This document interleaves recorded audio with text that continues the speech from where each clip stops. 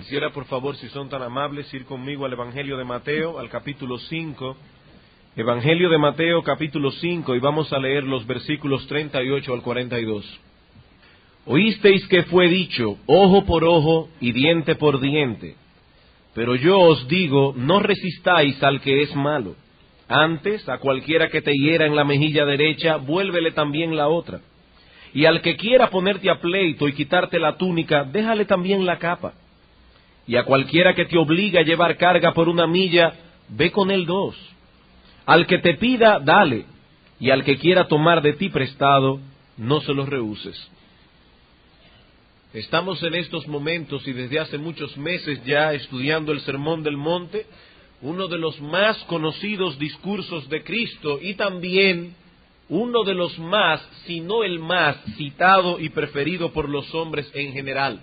Hay muchas personas que han visto en este sermón el ideal que todos debemos perseguir, el manual de conducta perfecto por el que todo hombre debiera guiar y regir sus vidas. Estas personas suponen que si todos tomáramos en serio las enseñanzas del Sermón del Monte, muchos problemas dejarían de ser, muchas guerras acabarían, los hombres vivirían en paz.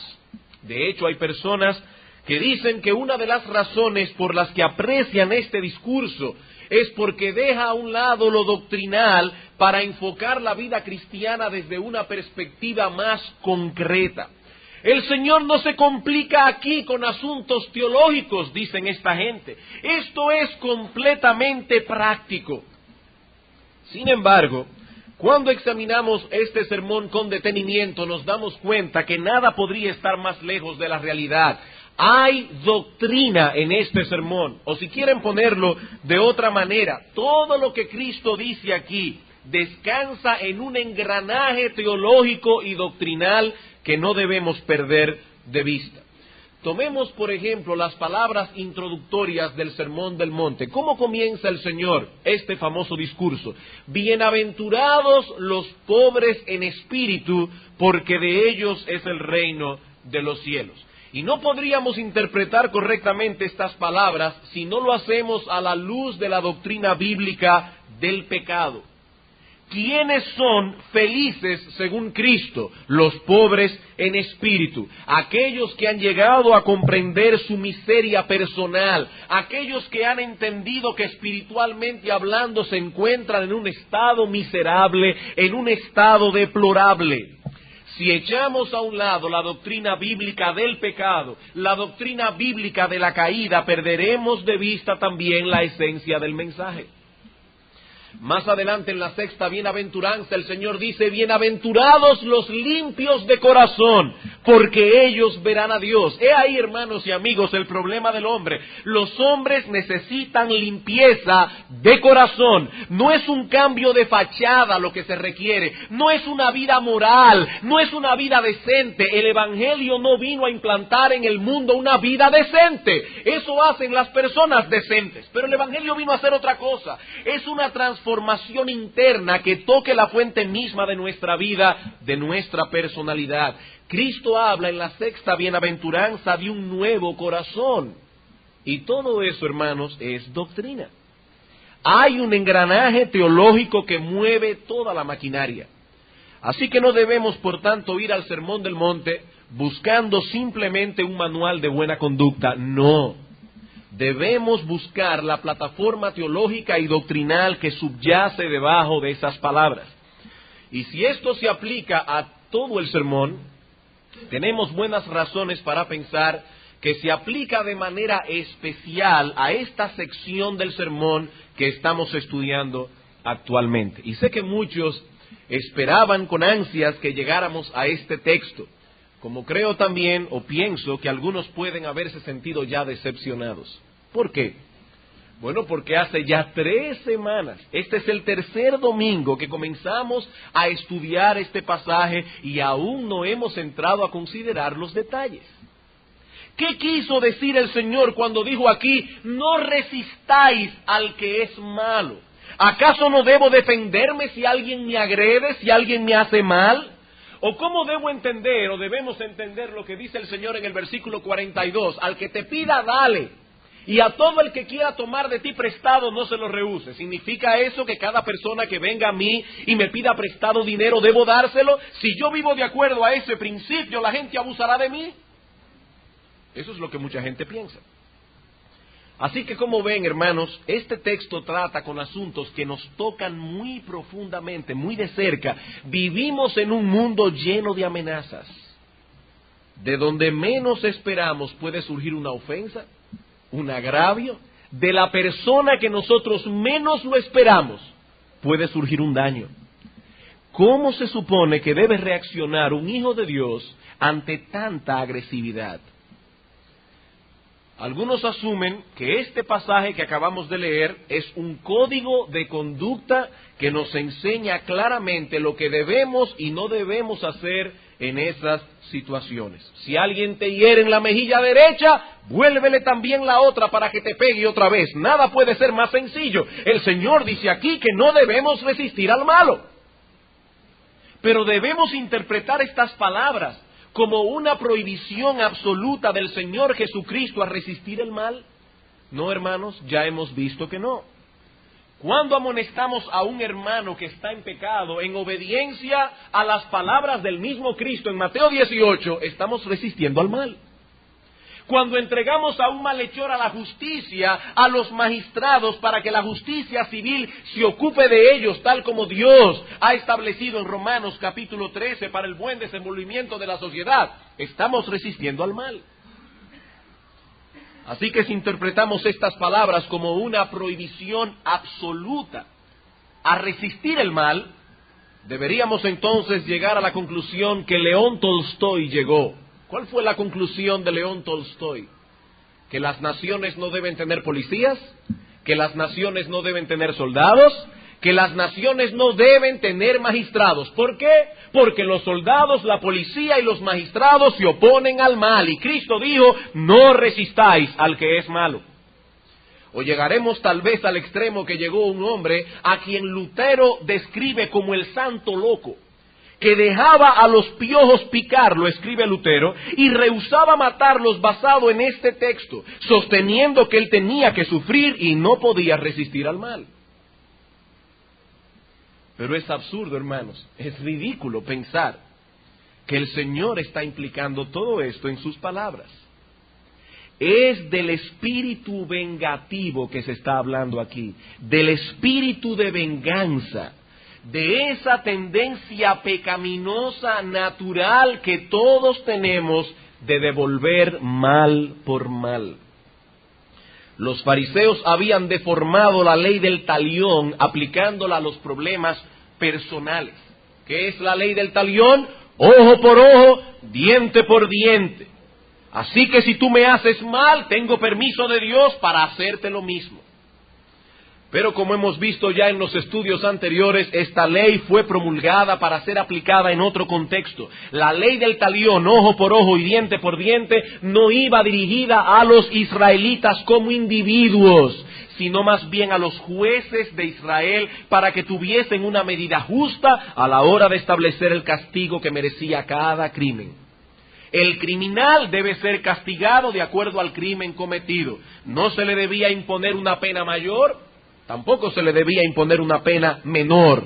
Ojo por ojo, diente por diente, mano por mano, pie por pie, vida por vida, quemadura por quemadura, etcétera. Por lo demás, en lo que respecta a los problemas que surgen en el contexto de nuestras relaciones personales, el Antiguo Testamento enseña lo mismo que Cristo dice en el Sermón del Monte. No hay contradicción alguna entre una enseñanza y otra. En Levítico 19:18, en el Antiguo Testamento, Dios dice a su pueblo, no te vengarás, ni guardarás rencor a los hijos de tu pueblo, sino que amarás a tu prójimo como a ti mismo. La venganza es del Señor y por lo tanto cuando tomamos represalia contra alguien, cuando hacemos mal al que nos ha hecho mal, estamos robando a Dios un derecho que solo a Él le corresponde. Esa es la enseñanza del Antiguo Testamento, esa es la enseñanza del Sermón del Monte en Mateo 5:38 al 42. Así que no es un código de conducta lo que tenemos allí, hermanos, es un principio. un principio que descansa en verdades doctrinales. Hay doctrina aquí. Pocos pasajes de las Escrituras enseñan más claramente la terrible situación en que se encuentra nuestro yo a raíz de la caída que ese texto. Por causa de la caída de nuestros primeros padres, Dios ha dejado de ser el centro de la vida humana y el yo ha venido a ocupar su lugar. De ahí la insistencia del hombre en defender sus derechos, en defender su honor, en tomar venganza cuando se siente agraviado u ofendido de algún modo. Es del yo, hermanos, es del yo que habla Cristo en este pasaje, y del lugar que debe ocupar ese yo en nuestra vida si nosotros decimos ser cristianos. ¿Por qué el hombre es tan egoísta? ¿Por qué el hombre es tan egocéntrico? ¿Por qué insiste tanto en que se les tome en cuenta, en que se escuche su opinión, en que se les trate con pleitesía? ¿Por qué? Porque somos seres caídos. Si eliminamos de las Escrituras el relato de la caída y echamos a un lado las doctrinas que se derivan de ese relato histórico, no tendremos explicación para ese comportamiento tan característico del hombre, que siendo un simple mortal, una simple criatura, ha hecho de sí mismo y de su yo un ídolo. El hombre ha hecho de sí mismo un ídolo. Si pasamos por alto estas doctrinas, lo más lejos que llegaremos es a una especie de conformismo pacifista, que en nada se parece a las virtudes activas que promueve la fe cristiana. ¿Qué es lo que realmente este texto enseña? Que no debemos poner tanto empeño en defender nuestros derechos y nuestro honor. Esa es básicamente la enseñanza. Que si somos cristianos no debemos actuar de ese modo. El cristiano ha muerto con Cristo. Él ha muerto a sí mismo. Él ha muerto al mundo y por lo tanto no malgasta sus energías defendiéndose a sí mismo, defendiendo su propio yo. Él persigue metas más altas. Su preocupación primordial es defender la verdad de Dios, la justicia, pero en lo que respecta a sí mismo, él sabe que no tiene nada que defender. Ese es un cristiano. No tiene nada que defender. El apóstol Pablo escribió en una ocasión en Gálatas capítulo 2 versículo 20, con Cristo estoy juntamente crucificado y ya no vivo yo. ¿Quieres saber, mi amigo, lo que es la vida cristiana? He ahí un resumen de lo que la vida cristiana es. Ya no vivo yo. Pablo está diciendo, antes mi yo lo controlaba todo. Vivía en función del yo. Hasta que comprendí quién era yo realmente y vine postrado a los pies de Cristo pidiendo perdón por mis pecados y pidiendo misericordia. Y desde ese día en adelante, dice Pablo, Cristo pasó a ser el centro de mi vida. Vivo para Él, conforme a su voluntad. Ya ahora le llamo bueno a lo que Cristo le llama bueno. Y a lo que Cristo le llama malo, yo también le llamo malo. Ya no vivo yo. El apóstol Pablo era todo un personaje antes de su conversión. Como dirían algunos hoy, era un joven prometedor. Una joven promesa en el pueblo de Israel. Pero ¿qué pasó? El apóstol Pablo conoció a Cristo y toda su perspectiva del mundo y de la vida cambió completamente. En la misma epístola a los Gálatas más adelante dice el apóstol, lejos esté de mí gloriarme, sino en la cruz de nuestro Señor Jesucristo, por quien el mundo me es crucificado a mí y yo al mundo. Ahora que soy cristiano, dice Pablo, el mundo me ve como un crucificado. No soy para ellos una persona atractiva, más bien me miran con pena, como alguien que se ha muerto en vida. Estoy crucificado para el mundo. Pero dice Pablo, y para mí el mundo está crucificado ahora. Ellos me ven a mí como un cadáver putrefacto, y así mismo los veo yo a ellos. Un gran hombre de Dios del siglo pasado, George Mueller, lo describió de este modo. Hubo un día en que morí. Morí completamente a George Mueller y a sus opiniones, preferencias, gustos y voluntad. Morí al mundo, a su aprobación o crítica. Morí a la aprobación o censura aún de mis hermanos y amigos, y desde entonces he procurado solamente presentarme como aprobado para Dios.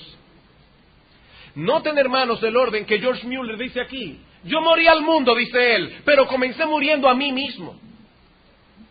Hay algunos artistas que no les importa para nada lo que la crítica opine acerca de su arte. Pintan un cuadro, muchísimos críticos de arte dicen que es un disparate, pero ellos no les hacen caso. ¿Saben por qué? Porque este hombre tiene tan alta opinión de sí mismo que a él no le importa lo que el mundo diga. Y hay gente que dice, a mí no me importa lo que el mundo diga. Eso todavía no significa nada. Tenemos que llegar al punto en que ya no nos importa ni siquiera lo que nosotros pensamos de nosotros mismos. Él está diciendo, yo morí primero a George Mueller, a sus gustos, a sus preferencias, a su voluntad y a sus opiniones. Eso es ser un cristiano. Y es de eso, hermanos, que habla Cristo en el Sermón del Monte. Es cierto que hay algunos ejemplos aquí que deben ser explicados. ¿Qué significa esto de que al que te pida dale? O al que quiera tomar la túnica déjale también la capa. Sí, todo eso tiene que explicarse. Pero hermanos, no perdamos de vista el bosque por mirar algunos árboles que nos llaman la atención. Hay un principio debajo de estas palabras. Lo que el Señor nos enseña en el Sermón del Monte es que los ciudadanos de su reino han muerto al yo, han muerto a sí mismos y por eso reaccionan como reaccionan cuando alguien los agrede, cuando alguien los ofende, cuando alguien quiere quitar de lo suyo, cuando alguien los maltrata. Esa es la enseñanza del Sermón del Monte. ¿Saben a qué vino Cristo al mundo? Oh sí, pastor, a darnos un ejemplo. No. Cristo nos dejó un ejemplo porque Él era un ejemplo, pero Él no vino a eso. Cristo vino a librarnos de la tiranía del yo. A eso vino Cristo en última instancia. Cristo vino a redimir al hombre del pecado para que podamos vivir para Él. Esa es la enseñanza del apóstol Pablo en 2 Corintios, capítulo 5. Segunda carta del apóstol Pablo, capítulo 5, versículos 14 al 15.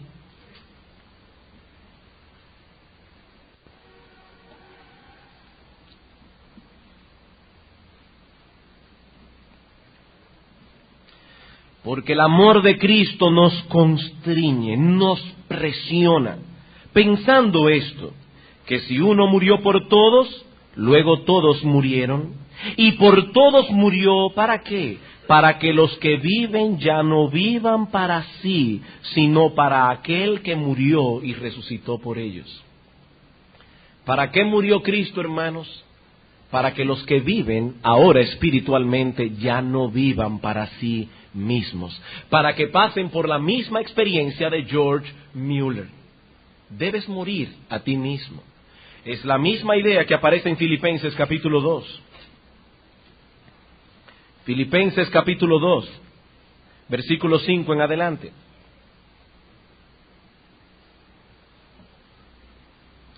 Haya pues en vosotros este sentir, o si quieren ponerlo de una forma más literal, haya pues en vosotros esa misma forma de pensar, esa misma perspectiva de la vida que hubo también en Cristo Jesús, el cual, siendo en forma de Dios, no estimó el ser igual a Dios como cosa que aferrarse, sino que se despojó a sí mismo, tomando forma de siervo, hecho semejante a los hombres, y estando en la condición de hombre, se humilló a sí mismo, haciéndose obediente hasta la muerte y muerte de cruz. El apóstol Pablo está diciendo, cristianos, miren a Cristo. Él era Dios, el Rey soberano del universo, Rey de reyes, Señor de señores, Creador de todo lo creado, y Él no estimó eso como una cosa lo suficientemente grande como para aferrarse a ella y dejar de venir al mundo como un simple mortal a morir por sus criaturas. Y Pablo dice, cristianos de Filipo, tengan ustedes esa misma forma de pensar. Haya pues en vosotros esa misma perspectiva. ¿Saben por qué nos ofendemos tanto cuando nos ofenden? ¿Por qué queremos tomar represalia contra aquel que nos ha hecho mal? Porque nuestro yo está demasiado vivo. tenemos un yo muy vivo. ¿Ven, hermanos, que sí hay doctrina en este sermón?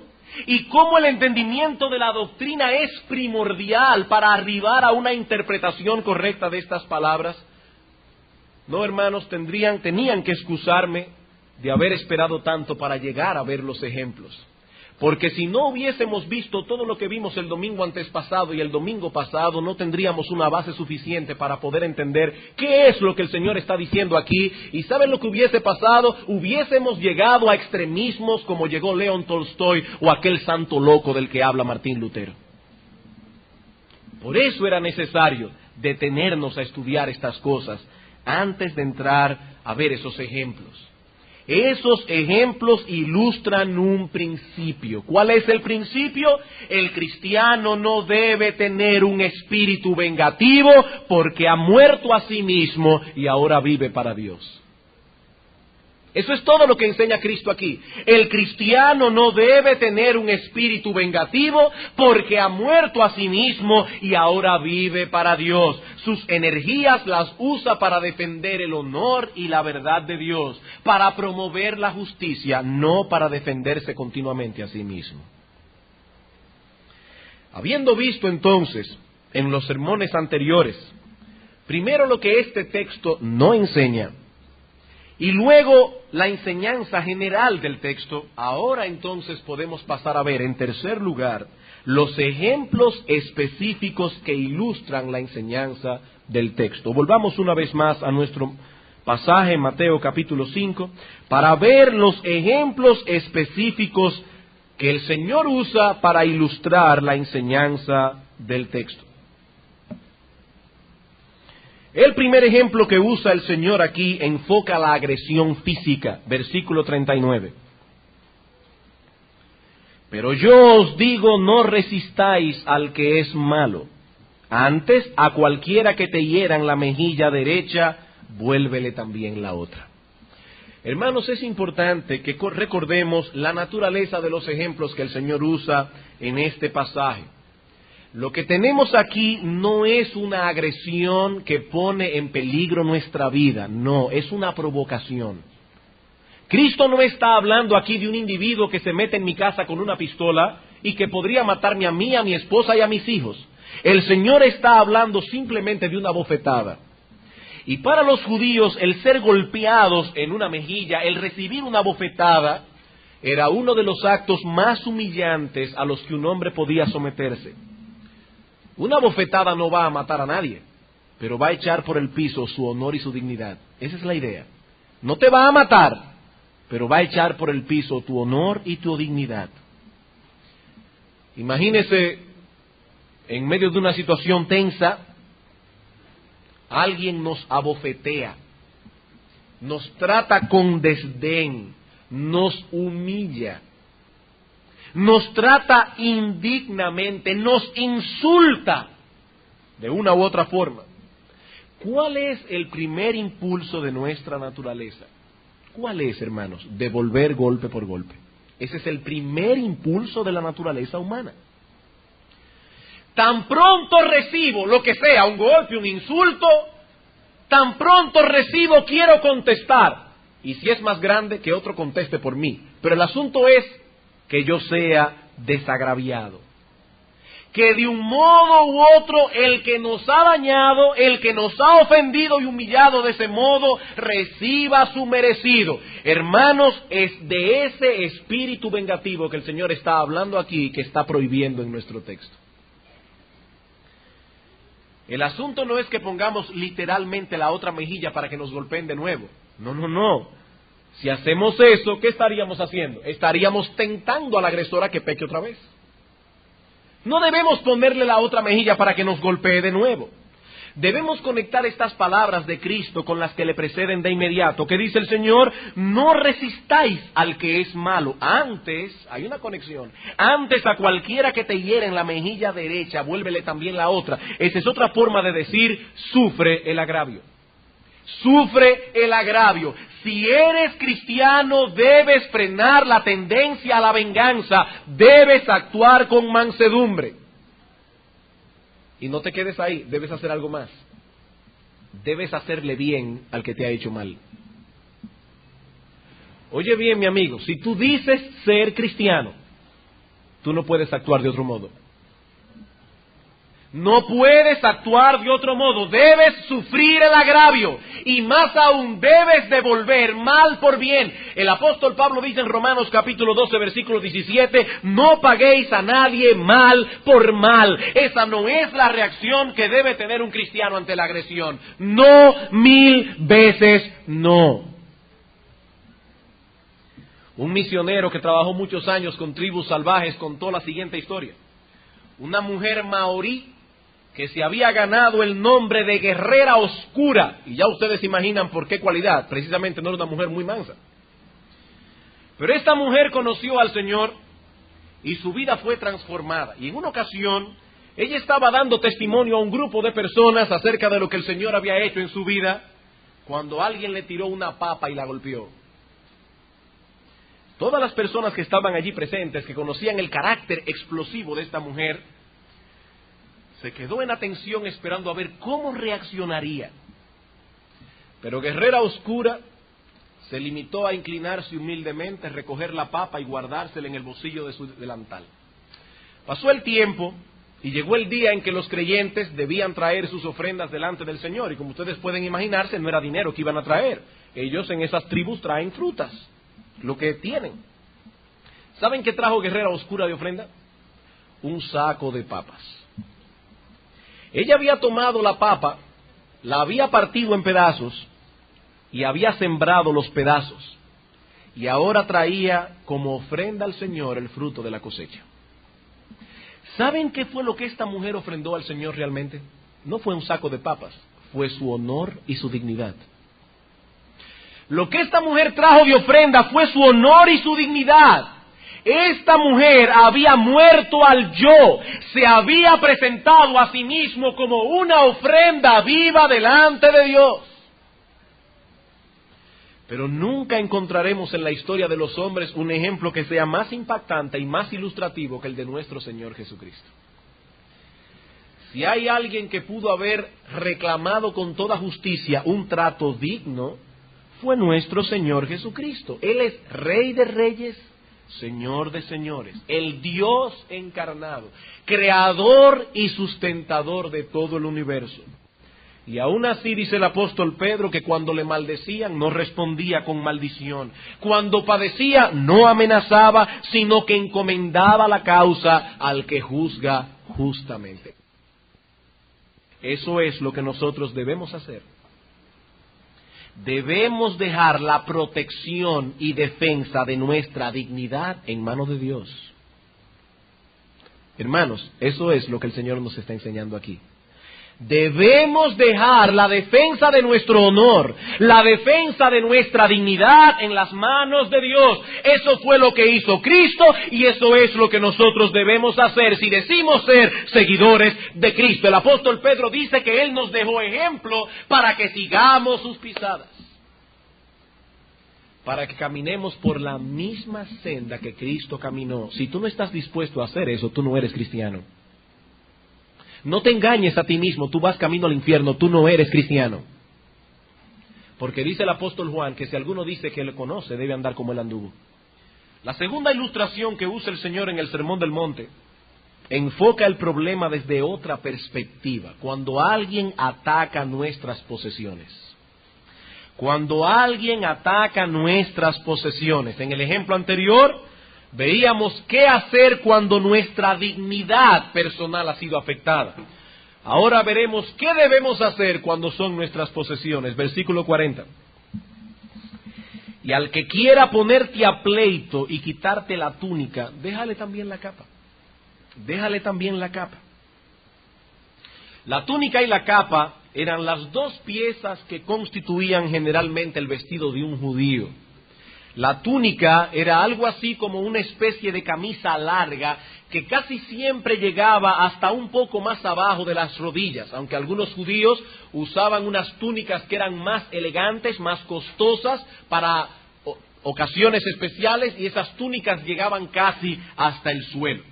La capa era un vestido exterior que frecuentemente usaban los pobres y los viajeros para cubrirse por las noches, así que les servía de manta, les servía de lecho, era una pieza importante de la vestidura judía.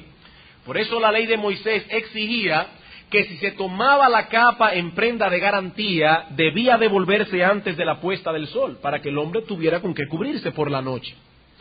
Y es precisamente por esa misma razón que los tribunales de Israel permitían que la túnica fuese embargada, pero no permitían que se embargara la capa. La ley de Israel permitía que en medio de un problema, una persona le embargara a otro su túnica, pero no permitía que le embargara la capa. La imagen que el Señor tiene en mente aquí es la de un individuo que quiere ganar ventaja sobre nosotros, que quiere usar de cierta astucia legal y llevarnos a la corte para quedarse con algo que es nuestro. Esa es la idea. ¿Y qué dice el Señor una vez más? No se empeñen tanto en defender sus derechos.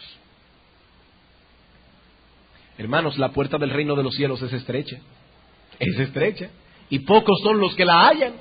Cristo dice aquí, no se empeñen en defender sus derechos. ¿Van a ir a la corte para defender una túnica? No, déjale también la capa, déjale la capa. Ahora noten, hermanos, que este ejemplo es similar al anterior. En el ejemplo anterior se hablaba de una provocación en la que nuestra vida no estaba en juego. Aquí se habla de un impío astuto que a través de una disputa legal se ha quedado con un poco más que lo que le pertenece, y el mandato de Cristo es el mismo que en el ejemplo anterior: sufre el agravio. Pero no podemos tomar este ejemplo para decir que si alguien quiere tomar nuestros bienes y poner en juego nuestro patrimonio familiar, no debiéramos hacer nada y dejar que se lo lleve. No. Esa no es la idea. Arthur Pink comenta al respecto. Así como el ejemplo anterior enfocaba no la amputación de un miembro por medio de la espada, sino únicamente una bofetada en la cara, así también en este no se señala el embargo de nuestra propiedad, sino únicamente la pérdida de un vestido. Hermanos, capten lo que el Señor está diciendo aquí. El Señor no dice aquí, si alguien quiere ponerte a pleito y quitarte la casa, déjale también los muebles y el carro. No, está hablando de una capa. Para eso están los jueces, no para proteger a los impíos únicamente, sino también al justo cuando sea necesario. Sigue diciendo Pink en su comentario. Así que por un lado debemos guardarnos de todo tipo de actitud que pueda alentar la maldad en el impío, y si usted no defiende algunas cosas, usted va a alentar al impío a seguir haciendo impiedad. Dice Pink, no debemos hacer eso, pero por el otro lado no debemos conducirnos como aquellos cuyos afectos están puestos en las cosas de este mundo, sino en las cosas de arriba. Necesitamos sabiduría divina y gracia de Dios para poder preservar el balance apropiado en esto. Hay que tener sabiduría para decidir cuándo actuar y cuándo no. Hermanos, no podemos llevar estos ejemplos más lejos de lo que nuestro Señor los llevó. O si quieren ponerlo de otro modo, debemos captar el espíritu que está detrás del ejemplo. ¿Cuál es el principio? Y el principio es este. El Señor está desalentando ese tipo de personas que todo el tiempo están reclamando sus derechos, que viven con una queja continua en sus labios porque los demás siempre quieren ganar ventaja. Y hay gente que se vive quejando. Que fui al parqueo de Plaza Central y cuando ya estaba a punto de parquear mi carro vino un vivo y se metió. Y yo lo que quise fue coger una ametralladora y matarlo. Hermano, ve y búscale otro parqueo mañana. Déjale la capa. No defiendas tanto tus derechos, no vivas mortificado por tanta nimiedad. Eso es lo que Cristo está diciendo aquí. Que no debemos defender tanto nuestros famosos derechos. Cristo dice, considera esto bien. ¿Vas a ir a la corte por esa nimiedad? ¿Vas a ir a la corte por esa pequeñez? ¿Acaso no puedes sufrir el agravio? ¿Evitar el problema? ¿Ceder? ¿Aun cuando estás en tu derecho de reclamar? El asunto, hermanos, es que nosotros no somos tan importantes como creemos. Ese es el problema. Nosotros no somos tan importantes, no hay que estar tan a la defensiva. Me voy a permitir citar aquí otro comentario que encontré muy atinado. Dice John Brodus acerca de este texto. Un hombre que se ve amenazado por un pleito injusto siente particular animosidad. Y si piensa que ha sido tratado injustamente en el proceso, su profundo rencor y deseo de venganza le hacen prometer que no descansará hasta lograr que su enemigo pague por esa injusticia. Pero en vez de sentir y obrar así, nuestro Señor dice que sería mejor ceder voluntariamente más de lo que se ha adjudicado al agresor. Déjale la capa también. Déjale la capa. Ese es el espíritu que el Señor ordena a sus discípulos tener. Y repito, si tú eres cristiano, esa es la única manera en que tú puedes reaccionar. Si tú eres cristiano, si tú dices conocer al Señor Jesucristo, he ahí, hermano, la manera en que debes reaccionar. Dice el apóstol Pablo en 1 Corintios 6:7. Así que, por cierto, ya una falta en vosotros que tengáis pleitos entre vosotros mismos. ¿Por qué no sufrís más bien el agravio? ¿Por qué no sufrís más bien el ser defraudados? Es mejor, 1000 veces mejor, ser defraudado por otro, ser engañado, y no que el pecado de otro llene nuestro corazón de resentimiento y amargura. Puedes estar seguro que esa amargura es peor que la capa y la túnica que perdiste. Dice el apóstol Pablo en Romanos 12:21, no seas vencido de lo malo, vence con el bien el mal. No te dejes arrastrar a pecar por causa del pecado de otro. No dejes que tu corazón se llene de resentimiento. No dejes que tu corazón se llene de amargura por esas tonterías. Eso no vale la pena. El tercer ejemplo que usa el Señor en el Sermón del Monte tiene que ver con nuestros derechos como ciudadanos. Fíjense cómo el Señor va primero nuestra dignidad, luego nuestras posesiones y ahora nuestros derechos. Versículo 41. Y a cualquiera que te obligue a llevar carga por una milla, ve con el 2. Ve con el 2.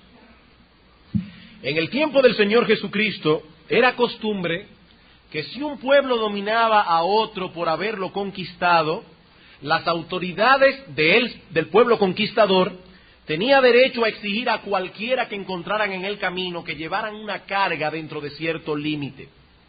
Como todos ustedes saben, en el tiempo de Cristo, Palestina estaba bajo la dominación del Imperio Romano. Y por lo tanto, un soldado de la tropa romana que iba de camino con sus cosas al hombro, podía tomar al primer judío que se encontrara en el camino y obligarlo a cargar sus bultos o a cargar cualquier cosa. Eso era parte de la ley romana. Eso fue lo que hicieron con Simón de Cirene, ¿recuerdan? Cuando el Señor Jesucristo iba cargando a la cruz y de repente cae por el peso porque estaba muy débil. Los romanos no le preguntaron a Simón, ¿usted puede hacernos el favor de llevar la cruz? No, ellos no tenían que pedir ese favor. Ellos no tenían que pedir ese favor. Ellos tenían pleno derecho de exigir a Simón de Cirene que cargara la cruz de Cristo. Y a pesar de que la ley romana reguló que solo se debía obligar a llevar carga por una milla para evitar el abuso, aún así, hermanos, la ley en sí misma era un abuso. Esa ley era un abuso de poder. Esa ley era un abuso de autoridad. Imagínense la cantidad de inconvenientes que esa ley causaba. Aquí tenemos a un pobre judío que está trabajando en su finca, arando la tierra para sembrar la semilla al otro día, y viene un bendito soldado romano con muchísimos bultos al hombro y le dice, tú ven acá, llévame los bultos una milla más adelante. Pero yo estoy trabajando, ya viene el tiempo de la cosecha, yo debo sembrar mi semilla. No, llévame los bultos una milla más adelante. Era una ley muy impopular.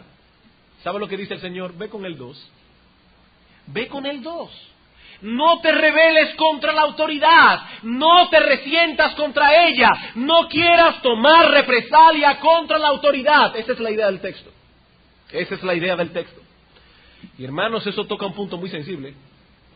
Gracias al Señor, este es un país libre. No estamos bajo la dominación de ninguna patria o ninguna nación extranjera. Pero aún así, todos nosotros tenemos autoridades sobre nosotros, de un modo u otro, en un contexto o en otro. Todos tenemos autoridad. Y por lo tanto, todos podríamos ser objetos en cualquier momento de un abuso de poder de parte de la autoridad, de un abuso de autoridad. ¿Podría ser un abuso de parte del Estado? Pusieron un impuesto que yo creo que es injusto y que yo creo que es abusivo. ¿Está bien, hermano? Perdón, ¿puedes orar al Señor para que mueva el corazón de las autoridades y cambien esos impuestos? Puedes incluso usar los medios con que cuentan los países democráticos para elegir otro gobierno si no estás de acuerdo con el gobierno de turno. Y no me refiero necesariamente a nuestra situación específica víspera de las elecciones. Estoy diciendo simplemente que hay mecanismos que tú puedes usar. Ahora, en lo que el hacha va y viene, paga tus impuestos. No hay problema. Tú puedes hacer todo lo que esté a tu alcance. Órale al Señor. Y si quieren las próximas elecciones, vota para que cambien el gobierno. Pero en lo que el hacha va y viene, paga tus impuestos.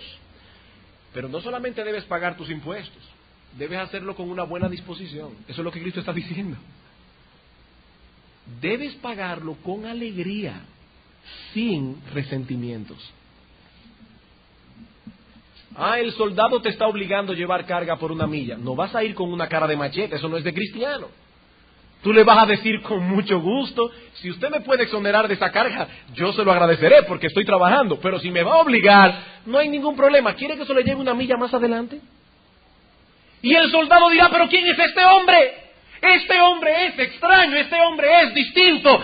Sí, mi amigo, porque yo soy cristiano, Cristo me redimió, me compró con su bendita sangre y ya no vivo para mí, yo vivo para Él.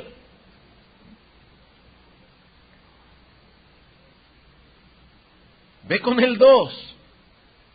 Claro que sería mejor no tener que pagar esos impuestos.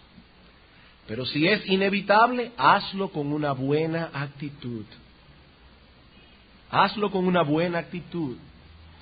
Eso mismo podemos aplicarlo en la relación patrón-obrero. Primera de Pedro capítulo 2. Primera de Pedro capítulo 2.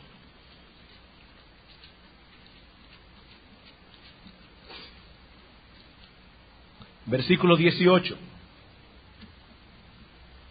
Criados, estad sujetos con todo respeto a vuestros amos, no solamente a los buenos y afables, sino también a los difíciles de soportar.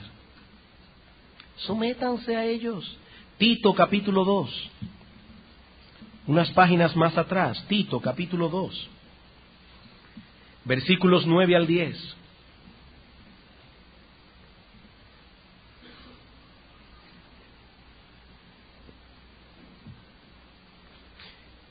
Exhorta a los siervos a que se sujeten a sus amos, que agraden en todo, que no sean respondones, no defraudando, sino mostrándose fieles en todo. ¿Para qué? Para que en todo adornen la doctrina de Dios nuestro Salvador. Para que tus amos vean en ti el efecto de la gracia redentora de Cristo. Que tú eres distinto, que hacemos con alegría más de lo que se nos ha pedido. Y lo mismo podemos decir en el caso de nuestras hermanas que están casadas con esposos inconversos.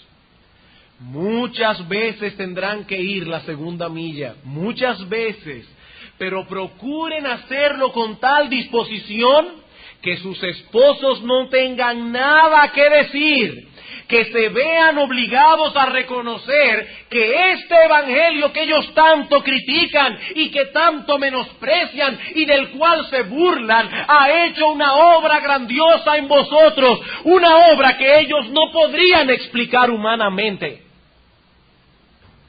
No, definitivamente la mujer mía o se ha vuelto loca o Dios cambió su vida. Yo le hablo mal, la trato mal y ella me sigue sirviendo bien. Esta mujer es diferente. Esta mujer no va 1 milla, no va 10 si es necesario. Y con una buena actitud. Y con una buena actitud. ¿Qué dice el apóstol Pedro a las hermanas casadas con esposos inconversos? Asimismo vosotras, mujeres, estad sujetas a vuestros maridos, para que también los que no creen a la palabra sean ganados sin palabra por la conducta de sus esposas. Una conducta mansa, humilde, respetuosa. Y el último ejemplo que usa el Señor en el Sermón del Monte es el más extraño de todos. Mateo 5:42. Este es el ejemplo más extraño de los cuatro. Al que te pida, dale. Y al que quiera tomar de ti prestado, no se lo rehuses. Qué raro. ¿A usted no le parece como que de repente el Señor se metió a hablar de otra cosa?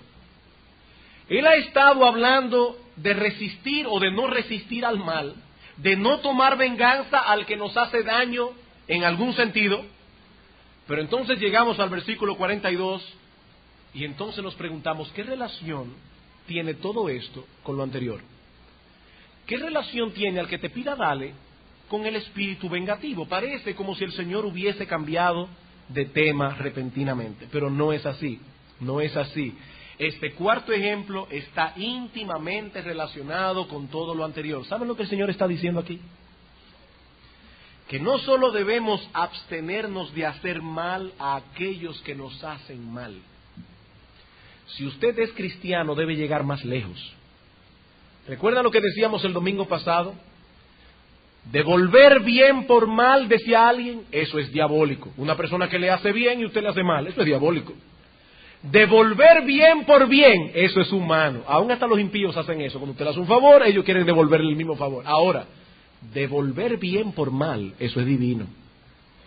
Que usted le haga bien a una persona que le ha hecho mal, eso es divino. Solo Dios puede hacer eso.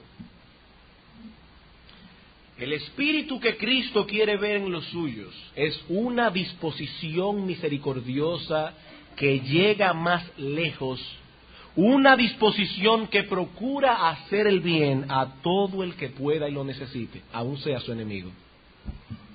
Ese es el espíritu de Cristo. Hacer el bien a todo el que lo necesite, aun sea su enemigo. Esto no significa, como hemos explicado antes, que debo dar lo mío a todo el que me lo pida. No, no, no. Cuando usted ve a un borracho tirado en la calle que le está pidiendo dinero para seguir su borrachera, usted no debe darle un centavo. Como no debe dársele un centavo a esos mendigos profesionales que andan por nuestras calles.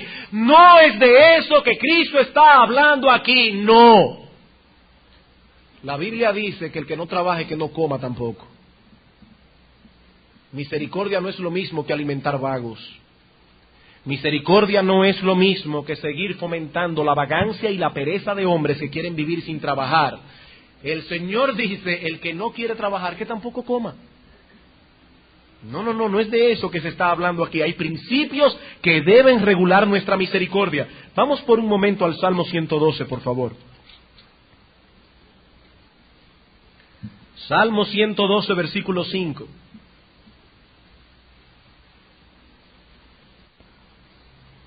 El hombre de bien tiene misericordia y presta, pero añade, gobierna sus asuntos con juicio.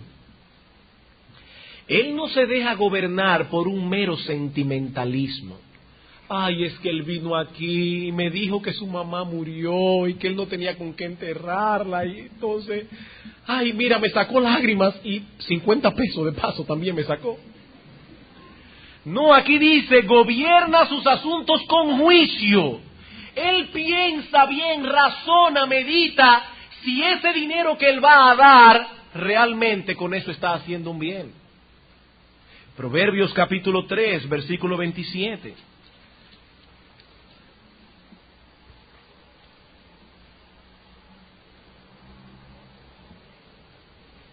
No te niegues a hacer el bien a quien es debido cuando tuvieres poder para hacerlo. Hay dos principios aquí que regulan nuestra misericordia. Primero, no te niegues a hacer el bien primero a quien es debido. Y en segundo lugar, cuando tienes poder para hacerlo. Hermanos, a veces uno va caminando por la calle y ve todos esos niños sin hogar, sin techo, y uno quisiera proveerles albergue, pero no tenemos la capacidad de proveerles albergue a todos. No podemos.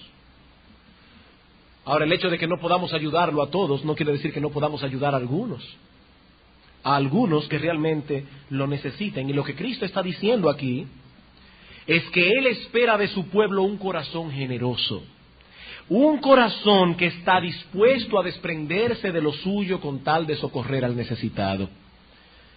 Efesios capítulo 4, versículo 28. Ese es el espíritu cristiano.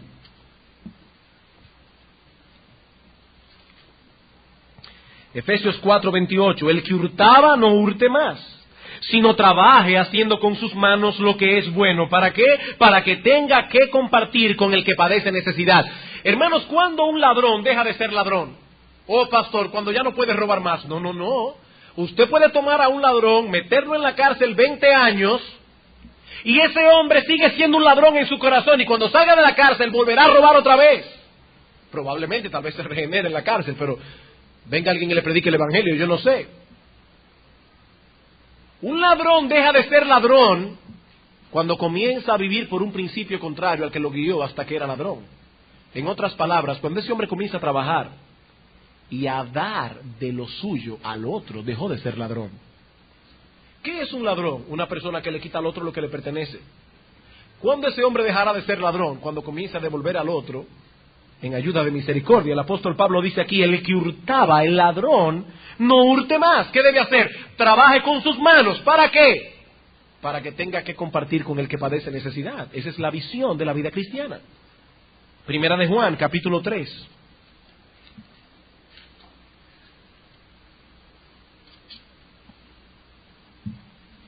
Hermano, eso debe cambiar nuestra perspectiva de las posesiones que Dios nos da. Es Dios que da el poder para hacer las riquezas. Ahora, ¿para qué Dios nos da riquezas? Según ese texto, no solamente para cubrir nuestras necesidades. Dios nos da riqueza para que podamos compartir con otros.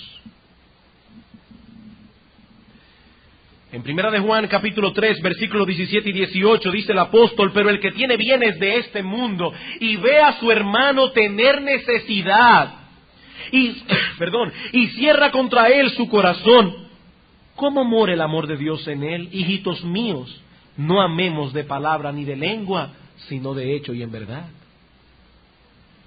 Así que mientras el inconverso pregunta, ¿por qué tengo yo que desprenderme de lo que es mío? El cristiano debe preguntarse más bien, ¿hay una buena razón por la que yo no deba ayudarle?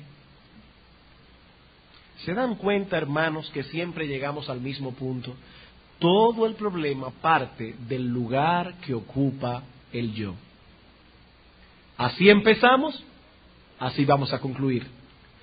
Todo el problema que Cristo plantea en este texto es el lugar que ocupa el yo en nuestra vida. Esto es mío en negrita y subrayado, y yo no estoy dispuesto a desprenderme de lo que es mío.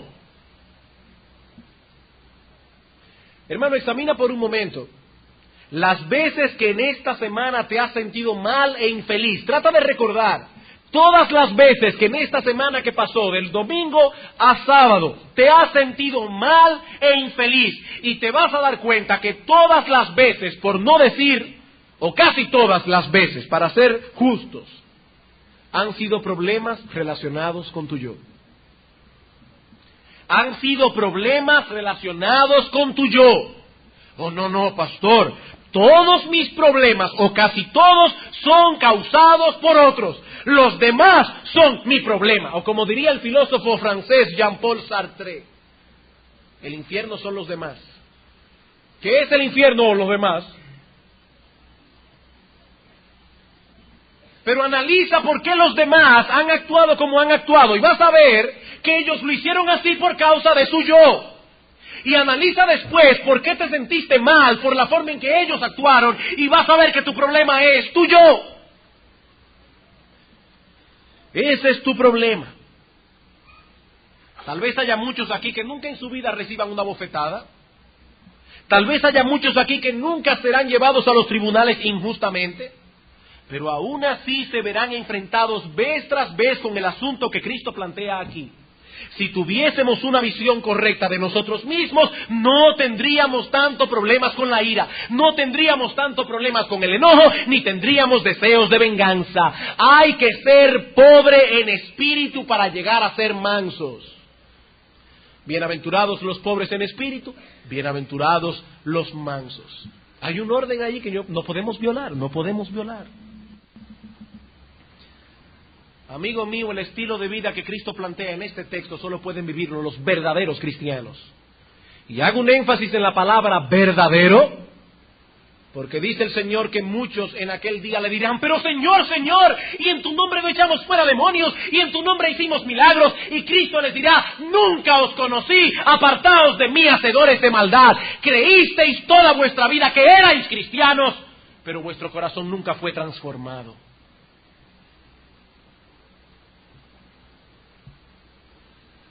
Ese estilo de vida que Cristo plantea en este texto solo puede ser vivido por aquellos que han reconocido su pecado delante de Dios, por aquellos que saben que merecen el infierno, que no tienen nada de qué gloriarse, nada que defender, y han ido humillados a la cruz de Cristo pidiendo perdón por sus pecados. Solo esos pueden vivir a la luz de esos principios que aparecen allí. ¿Y saben qué ha prometido Cristo para todos los que acudan a Él con esa disposición humilde? El Señor no solo ha prometido perdonarle todos los pecados, sino también cambiarle su corazón para que dejen de vivir para sí mismos y comiencen a vivir para Él. Con Cristo estoy juntamente crucificado, y ya no vivo yo, dice Pablo, mas vive Cristo en mí, y lo que ahora vivo en la carne, lo vivo en la fe del Hijo de Dios, el cual me amó y se entregó a sí mismo por mí. Ya no vivo yo. Quiera el Señor obrar poderosamente en medio nuestro esta mañana, de manera que algunos puedan ser librados de la esclavitud en que viven sumidos, sirviéndose a sí mismos y a sus deseos, para que de ahora en adelante vivan para Dios y para su reino. Y a los que profesan ser creyentes, que examinen su vida para ver si en verdad su vida adorna la profesión de fe que han hecho. Vamos a orar.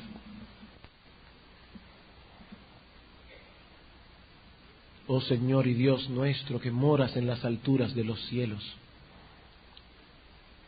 qué bueno que nuestro Señor Jesucristo no solo nos dejó un ejemplo para que sigamos sus pisadas, sino que ha sido exaltado como príncipe y salvador para dar a su pueblo fe y arrepentimiento. Gracias por nuestro bendito Señor Jesucristo. Gracias porque por medio de su obra redentora hemos sido librados de la esclavitud de nosotros mismos. Oh Señor y Dios nuestro, perdónanos, porque muchas veces, aun siendo hombres y mujeres libres en Cristo, hemos actuado como si todavía fuésemos esclavos del pecado y del yo.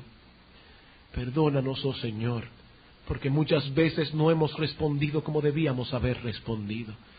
Perdónanos porque siendo cristianos, en ocasiones hemos reaccionado como si fuésemos impíos. Pero ayúdanos, oh Padre bueno, ayúdanos, para que por medio de la gracia y el poder de nuestro bendito Salvador, nosotros podamos crecer cada vez más a su imagen y podamos responder como Él respondió. Que cuando le maldecían no respondía con maldición, que cuando le abofetearon, le escupieron y le burlaron, lo único que salió de su corazón fue: Padre, perdónalos porque no saben lo que hacen. Ayúdanos, oh Señor, a tener esa disposición. Y a muchos que están aquí, oh Padre, esclavos y sumidos en sus pecados y delitos, te suplicamos por ellos que tú demuestres en esta mañana que tu brazo no se ha acortado para salvar. Trae a muchos, oh Señor, al arrepentimiento. Te lo suplicamos en el nombre de nuestro bendito Salvador. Amén.